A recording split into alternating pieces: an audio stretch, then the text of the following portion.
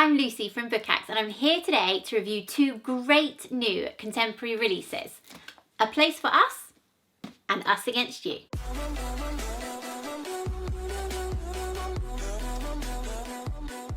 In the last week, I have read two really great new contemporary / borderline literary type books, which both came out really recently, and both have been really great. So I'm going to dive straight in, and the first one I'm going to talk about is A Place for Us by Fatima Farheen Mirza, and this is the more literary of the two books, I would say, and it has released had quite a lot of publicity recently since it came out, because it is the first book that has been released on a new imprint, which is being headed up by Sarah Jessica Parker. So Sarah Jessica Parker of Sex and the City fame chose this book and edited this book, or had a hand in the editorial process of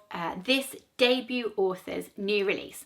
So it's been everywhere, and I was a little skeptical because obviously Sarah Jessica Parker isn't known for her hand in books, but I got it anyway because actually I loved the sound, sort of the concept of what the novel was about. So I thought I'll give it the benefit of the doubt, and I'm so glad that I did. It is a novel divided into 4 different parts, and in the first part we meet Hadia, who is a doctor, and it is the day of her wedding. She's 27 years old, and she's nervous and she's excited, but it's not for the reasons you might expect. It is actually because her brother Amar is coming to the wedding, and it is going to be the first time in 3 years that anyone in her family has laid eyes on her brother, and there is just this real excitement that he's coming, but there's also this terror, I guess, really, that we don't know what's caused it, but that it could go really well or it could escalate and completely, well, she's not really concerned that it's going to ruin the wedding. She's concerned that it is going to be the end, really, and that this is either the chance to get Amar back into the family or have him gone forever. And at that point, we don't know why he has not been there. So it's a really great hook for the start of this novel. Hadia's parents are immigrants to America. They live in California, but they started life in India, and they are Muslims as well. So there is this element that is drawn into this novel, and obviously it's a Muslim wedding, but actually this isn't a book about a Muslim family. This is a book about a family who happens to be Muslim. As I describe sort of what happens in the other parts of the book, I think you'll see a little bit how that plays into it. So that was section 1. Section 2 and 3 then cast you back in time and take you through all different sort of anecdotes about this family, from before the children were born to different points of their childhood, right up until the point of the wedding, that sort of allow you to see what it was that caused Amar to become estranged, and how the family sort of interacted along those ways. And it is really well done. You see it from sort of almost everyone's perspective in the family. So there's 2 parents, there's Hadia and there's Amar, and there's a 3rd sibling called Huda, who is the middle sibling. And actually she is oddly absent. All the other family members have really fabulous points of view, and we get to know really brilliantly what they think and they feel, and the guilt that they have for their contributions into Amar's disappearance. But actually Huda, we don't really ever get to see inside her mind, which would have been a little niggle for me, actually. It is certainly one of the downsides, that she's a little bit neglected. But with the other 4, at least, you do get such a rounded view and a complex view of sort of their internal lives that lead you to this understanding of why he's gone, and is so incredibly believable. The prose is really beautiful. It's incredibly delicate and intimate, but it's never overdone. And the way that sort of it changes between the viewpoints is incredibly graceful. And the overall message that you get through the first 3 parts of this book are all about what it is to belong.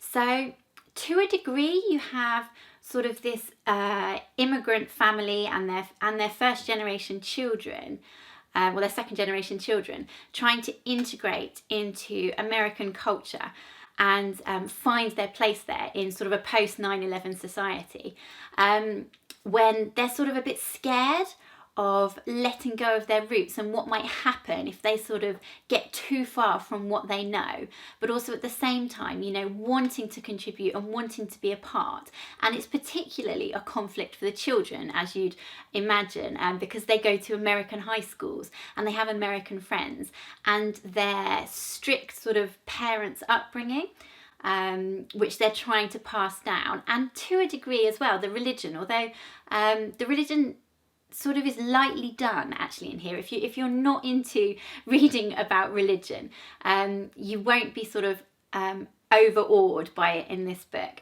It's all really cleverly done. So that's sort of one element of belonging that the book explores, but the much bigger element of belonging that I felt, and one that is just so universal, is about belonging in your own family, really, and how you can sort of assert your own identity and become your own person when you are different from the people you are around, and you can love them completely and utterly, but you can feel like you don't belong. And because of that, I guess there's all these feelings of guilt and shame and disappointment that come with that, which ultimately all feed in to the reasons why Amar felt he had to leave.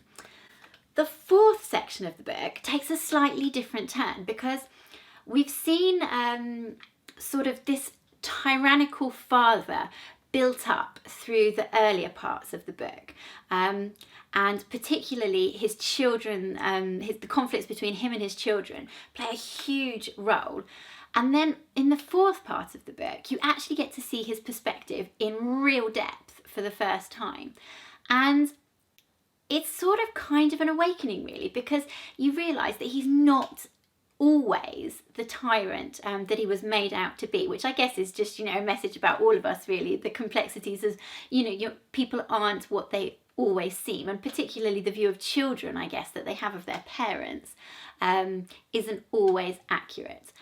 It was slightly repetitive, the 4th section, because we're seeing the same things that happened in the other part of the book from a different perspective. And whilst that sheds new light, you are still kind of covering the same ground. And we had hints of it earlier, I guess, as well, that the father isn't all bad. You know, he is trying to do what he thinks is right for his children, and that is what makes it so incredibly heartbreaking at the end, and all the way through actually as well. It is a really, really emotionally charged novel that I just found incredibly touching, because the insights into you know, family dynamics are just incredibly good. So actually worth saying as well, in the 4th part, even though it is a little bit repetitive, the sort of, you know, I hesitate to call it a climax, because it is a very sort of sedate novel in a way. You know, it's not one that is driven by action. It's driven by characters and their interactions between each other. But there is sort of this really satisfying nod that happens at the end of the book, which for me really totally redeemed that 4th section and made it worthwhile. And I just thought was incredibly touching. Liked it a lot. So overall, I think we've got a lot of exciting things to see from this novelist. It's her debut, and I will totally be looking out for it in the future, because it is beautifully written, incredibly perceptive about human nature, and really, really beautifully emotional. Next up, I read Us Against You by Frederic Bachman, and I was so excited to read this book. So, last month I read Beartown for the first time, which is the the book before Us Against You. And I didn't even know there was a new one coming out until I reviewed it, and everyone said in the comments, oh, did you know? And I didn't know. And I went straight out and bought it, and I was totally not disappointed. It is really, really good. So, how to review this without spoilers. If you have not read either of these novels and you want to read both of them, you have to read Beartown first, because this one, completely full of spoilers. That said, if you haven't read Beartown, you probably can read this, because the first not half of the book, the first few chapters of the book does sort of recount what happens. Now, at a very high level, what happens is that this is set in a small, dying, snowy, slightly miserable Swedish town that is obsessed by hockey. It is what they all live for. And in Beartown, an act of really immense violence happens to do with some players on the hockey team, which divides the town in half as they take sides. And that happened in, I don't know, March, I don't know. But basically, this book picks up just a couple of months later and looking at the fallout in the town of what happens next. It is a direct continuation, basically, of the previous story. And I did find the opening chapters just a little bit repetitive because I had literally just read the book. But if I'd read it a year ago, 2 years ago, whenever it came out, you probably do need it to kind of refresh your mind. It won't, you know, you get over it quickly, but you'll be like, oh, that was where we were. There isn't the same sort of style of plot to this novel. So in Beartown, there is one single event which everything else spirals out from. In this novel, there's more like just this immense undercurrent of something impending, something violent that the town is spinning towards as a reaction to being so divided by the previous events. And actually, in this novel, it comes right at the end. It does have a climax, I guess. And it's all about the characters and the journey they go on the way to get there, basically. It sort of focuses on different characters to a degree from Beartown. So the core cast is there, and it sort of picks different ones to put the spotlight on. And it actually picks really, really great ones. So Benji plays a much more central role in this book. And also Bobo and his family just are pushed to the fore in the most fabulous and heartbreaking way. But everything that I think people loved about Beartown, everything I loved about Beartown is definitely still present. And again, much like the other book actually, it's just those really perceptive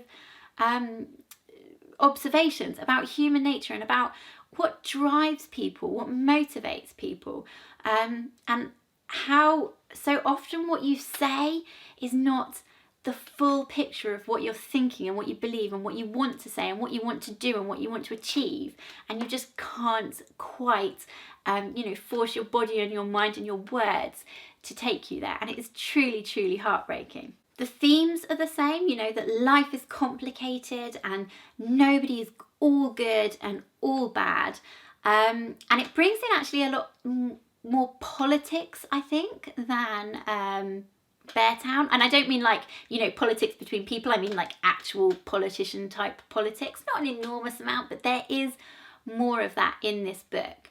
And even, the politician in particular, who is just, you think, ugh, he's diabolical.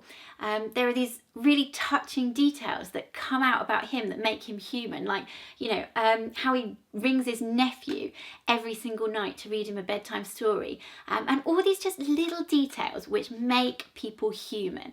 Other thing that I really loved about this novel was the misdirection. So even though it's not sort of got a fast-paced plot as such, there is so much misdirection in where you think you are going before Bachman switches it up and throws you somewhere else, that it keeps you on the edge of your seat and it keeps the suspense really high. And they're not always about enormous events, but just about the little human interactions and where you think you're going to end up, where you really don't. So overall, yeah, if you liked Beartown, I really don't think you're going to be disappointed by this book either. loved it. To the point, actually, at one point, she probably shouldn't own up to this, it had me sobbing in a multi-storey car park in the pouring rain, making myself later and later for where I wanted to be and where I needed to be, because I just did not want to put it down. And you know, there are not many books that do that for you. So it is definitely up there as a contender for my book of the year. I'm not sure though that Scott will let me just have Beartown and Us Against You, but we've still got 6 months to go, so it's all fine. So there you have it. One really good week of reading. One really great week of reading. I would love to know what it is that you guys have been reading this week, or how you feel about these books, whether you're planning on reading them too. Please do talk to me in the comments below. Check out Book Acts and the apps, they're completely free, and I'll see you soon. Thanks for watching.